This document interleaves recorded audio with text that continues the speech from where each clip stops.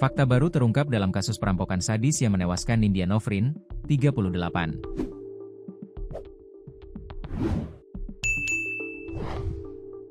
Beberapa barang milik pelaku diduga tertinggal di rumah korban.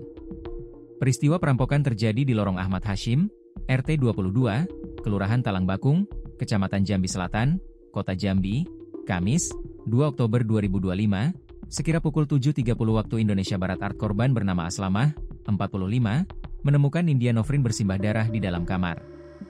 Setelah diselidiki polisi, barang pelaku diduga tertinggal di rumah korban. Barang tersebut berupa sepasang sepatu yang ditemukan di teras rumah, serta bekas gelas air putih. Barang bukti itu masih ada di rumah korban hingga Jumat, 3 Oktober 2025, pagi.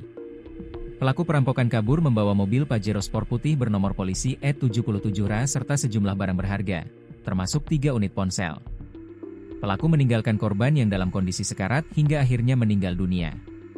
Seorang pedagang lontong di sekitar lokasi mengatakan, pelaku melarikan mobil korban dengan kecepatan tinggi.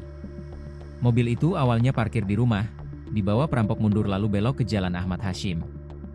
Jalannya ngebut, sampai hampir menabrak ibu-ibu yang lewat, katanya, dikutip dari Tribun Jambi, Jumat, 3 Oktober 2025.